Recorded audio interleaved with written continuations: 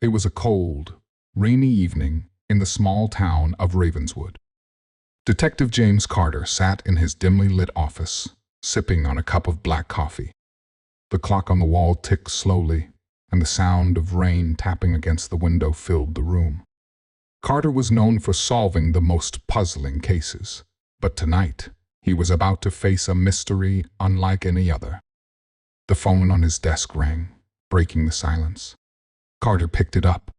"Detective Carter," he said in his deep, calm voice. "Detective, you need to come to the old library. There's been a strange incident," said a shaky voice on the other end. It was Officer Linda, one of the few police officers in Ravenswood. "What kind of incident?" Carter asked, already grabbing his coat. "It's hard to explain." "Just come quickly," Linda replied before hanging up. Carter drove through the empty streets, the rain pouring heavily. When he arrived at the old library, he saw Linda standing outside, looking pale. "What's going on?"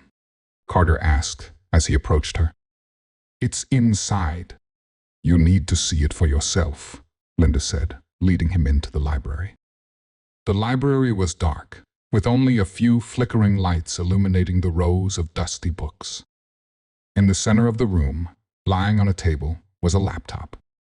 The screen was glowing, and on it was a single line of text. "John Miller, time of death, 10:15 p.m. Carter frowned. "What is this?" "That's the strange part," Linda said. "John Miller was a local businessman. He died exactly at 10:15 p.m. tonight. Heart attack. But this laptop, it was here before he died. Someone typed this message hours ago, predicting his death." Carter's eyes narrowed. "Where did this laptop come from?" "We don't know.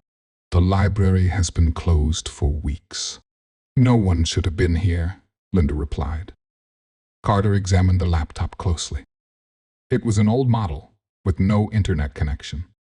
The file on the screen was a simple text document, and the timestamp showed it was created at 8:00 p.m. over 2 hours before John Miller's death.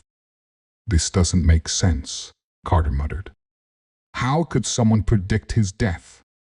As he was thinking, the screen suddenly changed.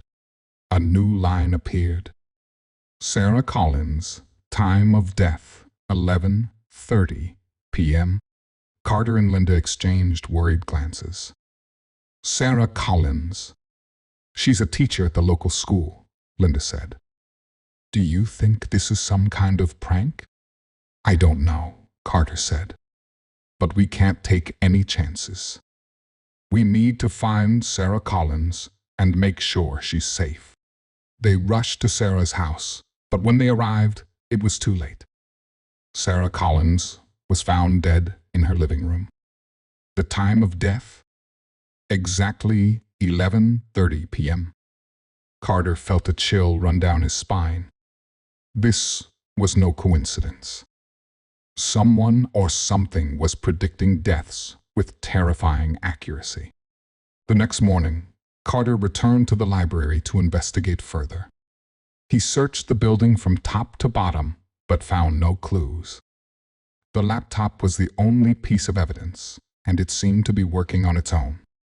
As he sat in the library, staring at the laptop, a new message appeared. "Detective James Carter, time of death, 9:00 p.m. Carter's heart skipped a beat. His own name was now on the list. He knew he had to act fast. He called Linda and told her about the new message. "We need to figure out who's behind this," Carter said. "If this laptop is predicting deaths, then someone must be controlling it." "But how?" Linda asked. "There's no internet connection, no sign of anyone being in the library." Carter thought for a moment. What if it's not a person? What if it's something supernatural? Linda laughed nervously. "You don't believe in that stuff, do you?" "I don't know what to believe anymore," Carter said. "But I do know one thing. I'm not going to sit around and wait for my time to come." Carter decided to stay in the library, keeping an eye on the laptop. As the hours passed, he noticed something strange. The laptop's battery never drained, even though it wasn't plugged in. At 8:45 p.m., just 15 minutes before his predicted time of death, the screen changed again. "You cannot escape your fate, Detective Carter." Carter's hands trembled as he read the message. He knew he had to do something, anything, to break the cycle. He grabbed the laptop and smashed it against the floor. The screen cracked, and the device went silent. For a moment, there was complete stillness. Then, the lights in the library flickered, and a cold wind swept through the room. Carter looked around, his heart pounding. The clock on the wall struck 9:00 p.m. But nothing happened. Carter waited, holding his breath. The minutes passed, and he was still alive. He had done it. He had broken the curse of the digital death note. The next day, Carter and Linda searched the library again. They found a hidden compartment under the floorboards, containing an old journal. The journal belonged to a man named Edward Blackwood, a former librarian who had dabbled in dark rituals. According to the journal, Blackwood had created a device, a digital death note that could predict and control deaths.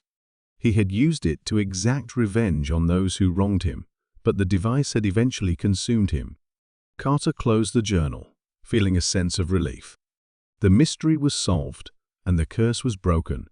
But as he left the library, he couldn't shake the feeling that the digital death note was still out there, waiting for its next victim.